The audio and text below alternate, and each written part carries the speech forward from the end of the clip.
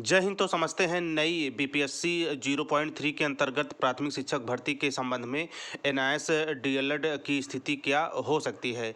ऐसे में यदि वेल्ट्री की लड़ाई समय देखें तो पूरे भारत के सभी राज्यों से लड़ी जा रही है। इसके वरन बिहार में एनआईएस डीएलएड को लेकर एक सुनहरा इतिहास भी रहा है। इसी क्रम में यदि देखा जाए तो भारत के सभी राज्यों में बिहार ही एकमात्र ऐसा राज्य था जो अपने हाईकोर्ट के जजमेंट के माध्यम से एनआईएस डीएलएड अभ्यर्थियों को बिहार में होने वाली शिक्षक भर्ती में वैलिड किया था। इसी जजमेंट के आधार पर अन्य कई राज्यों में एनआईएस डीएलएड को प्राथमिक शिक्षक भर्ती हेतु वैलिडिटी भी मिली है। इसमें कोई दो राय नहीं है। तो ऐसे में एक बार फिर से बिहार अपने बैक टू बैक 0.3 के अंतर्गत शिक्षक भर्तियों का विज्ञापन मार्च माह में जारी करने वाला है। ऐसे में यदि बीपीएससी का कैलेंडर देखें तो उसमें शिक्षक भर्ती का जिक्र अगस्त माह में था। इसके वरन अब जल्द से जल्द मार्च माह में शिक्षक भर्ती का विज्ञापन देने में बीपीएससी की तरफ से काफ़ी जोर दिया जा रहा है। तो ऐसे में आगामी शिक्षक भर्तियों को माध्यम बनाते हुए एनआईएस से डीएलएड की वैलिडिटी को लेकर क्या स्थिति बन सकती है।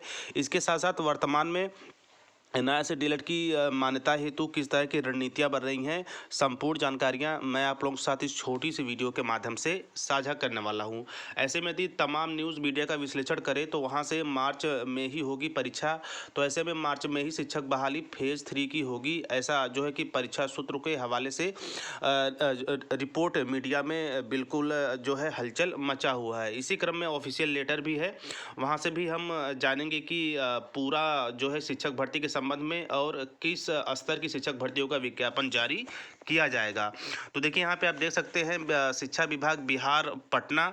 ऐसे में 29/1/2024 को यह ऑफिशियल लेटर जो है जारी किया गया था। तो देखिए यहाँ पे कहा जा रहा है कि प्राथमिक 1 to 5, मध्य 6 to 8, माध्यमिक 9 to 10 एवं उच्च माध्यमिक 11 to 12 विद्यालय में उपलब्ध रिक्त पद की सूचना विहित प्रपत्र में उपलब्ध कराने के संबंध में।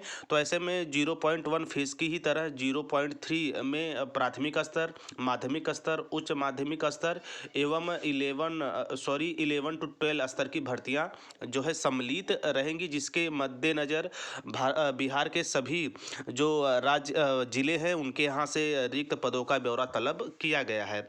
तो देखिए इसी क्रम में कहा जा रहा है कि उपर्युक्त विषयक आप अवगत है कि बिहार विद्यालय अध्यापक नियुक्ति स्थानांतरण अनुशासनिक कार्रवाई एवं सेवा शर्त नियमावली 2023 जो दिनांक 10/4/2023 को अधिसूचित हुई है के परिप्रेक्ष्य में बिहार लोक सेवा आयोग द्वारा विज्ञापन संख्या 26/2023 प्रथम चरण यानी कि TRE1 एवं विज्ञापन संख्या 27/2023 द्वितीय चरण यानी TRE2 के तहत अनुशासित अभ्यर्थियों की नियुक्ति कार्रवाई की गई है। पुनः तृतीय चरण TRE3 के तहत नियुक्ति की कार्यवाही की जानी है। तो सबसे बड़ी बात इसी क्रम में आप अवगत है कि TRI1 एवं TRI2 के तहत नियुक्त शिक्षकों में स्थानीय निकाय की शिक्षकों की संख्या 20 से 25,000 के आसपास है। ऐसी परिस्थिति में स्थानीय निकायों से रिक्त हुए पदों की गणना कर उसे प्रशासी पदवर्ग समिति से विद्यालय अध्यापक के पद का सृजन कराना आवश्यक हो गया है।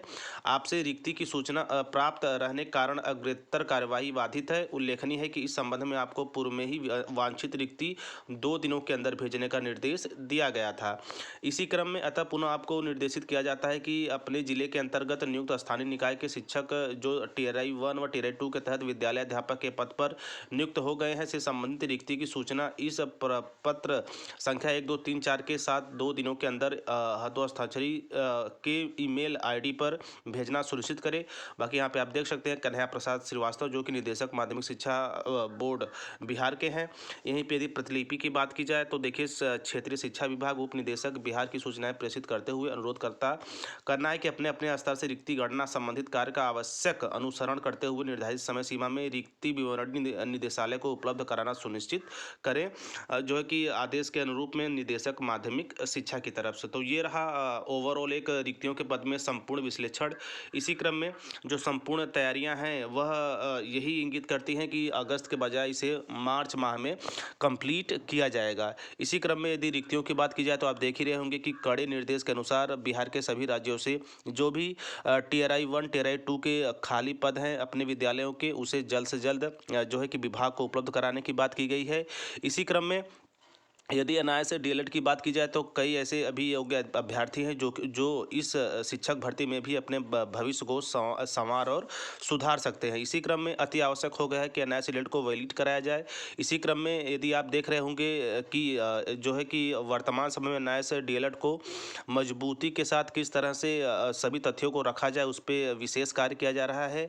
और इसी क्रम में यदि पूरे भारतवर्ष में जो कौशिक दास सर की केस है वो अपना महत्वपूर्ण रोल अदा कर सकती है, क्योंकि अभी केवल और केवल उस केस के साथ साथ हमारे उत्तर प्रदेश से भी गजट नोटिफिकेशन के लिए इलाहाबाद हाई कोर्ट में रीट याचिका डाली गई है। तो ये दो महत्वपूर्ण केस हो गए।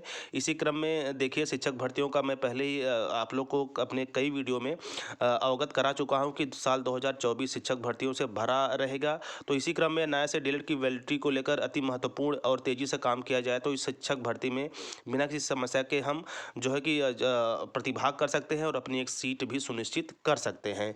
आगे जो भी जो है एनआईए से डीएलएड को लेकर चीज़ें आएंगी। और चूंकि बिहार राज्य आपको पता ही है कि एक सुनहरा स्थान रखता है एनआईए से डीएलएड वैलिडिटी को लेकर, इसलिए इस तरह की जानकारियां मैंने आप लोगों तक पहुंचाने का काम किया है कि अब हमें आवश्यक है अपने कदमों को और तेज़ी से बढ़ाने के लिए, क्योंकि आप देख ही रहे होंगे कि शिक्षक भर्ती जल्द ही इसका विज्ञापन आपके समक्ष होगा। और जाहिर सी बात है एनआईए से डीएलएड के जो भी समस्याएं हैं यदि हम उसे समाप्त करने में सफल हो जाते हैं तो आगे आने वाली शिक्षक भर्ती में हम अपने भविष्य को एनआईए से डीएलएड डिग्री के दम पर संवार और सुधार सकते हैं। इसी क्रम में जो भी महत्वपूर्ण जानकारियाँ आती जाएंगी मैं लगातार आप लोगों तक पहुँचाने का काम करता रहूँगा। तो मिलते हैं नेक्स्ट वीडियो नेक्स्ट इन्फॉर्मेशन के साथ। तब तक स्वस्थ व्यस्त और मस्त रहिए। जय हिंद, वंदे मातरम।